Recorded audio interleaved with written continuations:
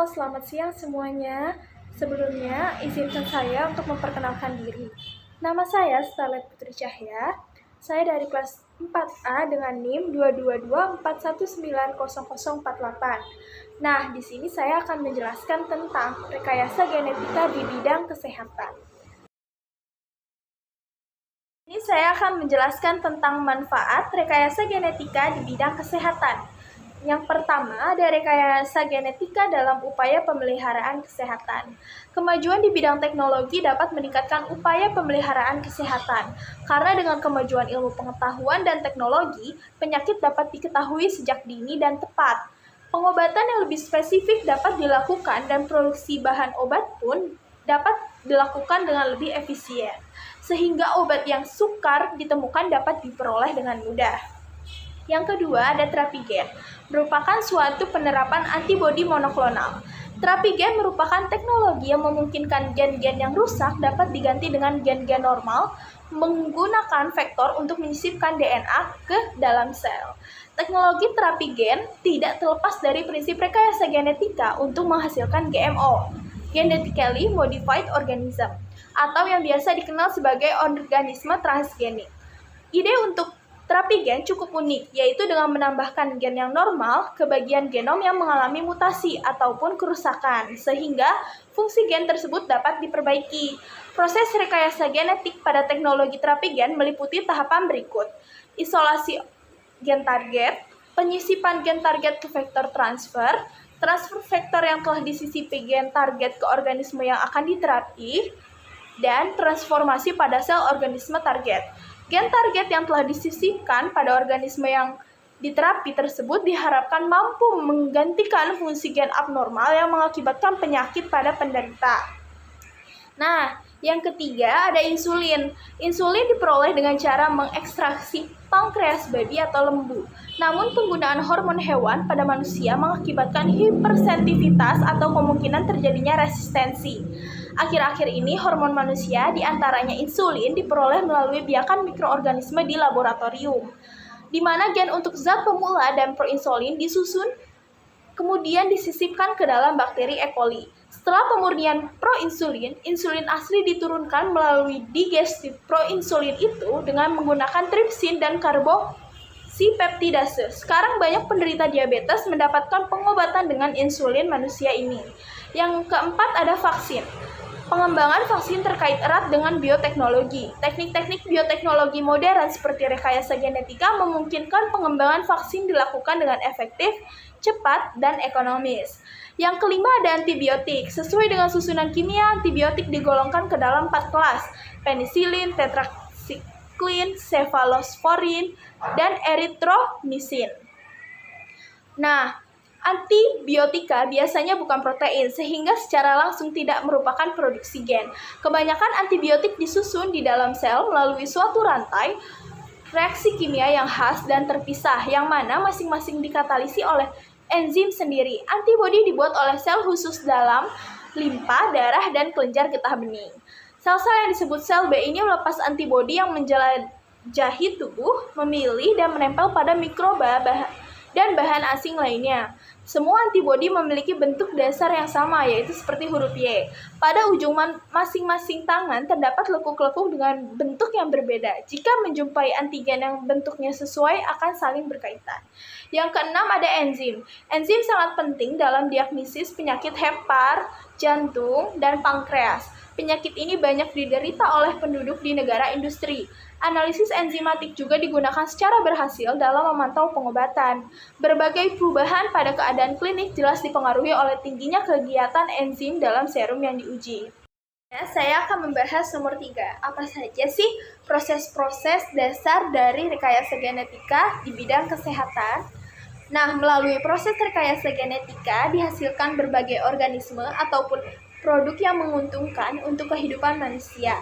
Dalam rekayasa genetika menggunakan teknologi khusus yang meliputi teknologi DNA rekombinan.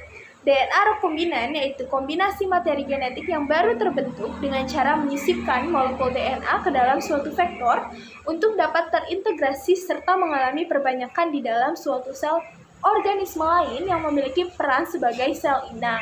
Untuk tahapan dari rekayasa genetika yang dilakukan seperti yang pertama, ada identifikasi gen dan isolasi gen yang diharapkan. Yang kedua, ada pengenalan kode-kode DNA terhadap gen yang diinginkan. Yang ketiga, mengatur ekspresi gen yang telah direkayasa. Dan yang terakhir, memantau transmisi gen terhadap keturunannya. Ini saya akan menjelaskan tentang metode apa saja sih yang dipakai teknik rekayasa genetika di bidang kesehatan. Contoh pemanfaatan teknik rekayasa genetika di bidang kesehatan adalah terapi gen. Pengertian terapi gen sendiri adalah pemindahan DNA rekombinan baik secara sementara maupun permanen ke dalam sel manusia untuk mengkoreksi penyakit, seperti yang tadi sudah dijelaskan di nomor 1 ya. Nah, setelah itu metode yang paling banyak digunakan dalam bidang kesehatan adalah rekombinasi DNA atau DNA rekombinan. Suatu metode yang digunakan untuk memanipulasi langsung DNA yang berorientasi pada ekspresi gen tertentu.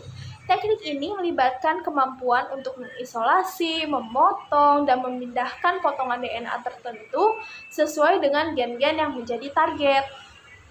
Saat ini, manipulasi DNA dalam berbagai cara dan memindahkannya dari satu makhluk hidup ke makhluk hidup lain dapat diprogramkan melalui teknik rekombinasi DNA untuk memproduksi berbagai zat seperti enzim, antibodi monoklonal, nutrisi, hormon, dan berbagai produk farmasi termasuk obat dan vaksin dalam jumlah besar. Akhir saya akan membahas tentang kegunaan teknik rekayasa genetika di bidang kesehatan. Yang pertama, menghasilkan beberapa produk farmasi dari hasil teknologi DNA rekombinan. Contoh produknya yaitu hormon adenokortikotropik, kegunaannya untuk pengobatan penyakit rematik, alfa dan gamma interferon, kegunaannya untuk terapi kanker dan infeksi virus. Yang ketiga ada sel beta faktor pertumbuhan, kegunaan untuk pengobatan kelainan imun. Dan yang keempat ada eritropoietin, kegunaan untuk pengobatan anemia. Selanjutnya ada diagnosa penyakit. Diagnosis yang akurat dan cepat merupakan sesuatu yang mutlak pada diagnosa penyakit. Terdapat dua cara diagnosa penyakit menggunakan teknologi DNA rekombinan, yaitu melibatkan penggunaan antibodi dan berdasarkan teknik hibridasi DNA. Selanjutnya yaitu diagnosa dan pengobatan penyakit genetik. Prinsip diagnosa berdasarkan teknik hibridasi dapat digunakan untuk diagnosa penyakit genetik.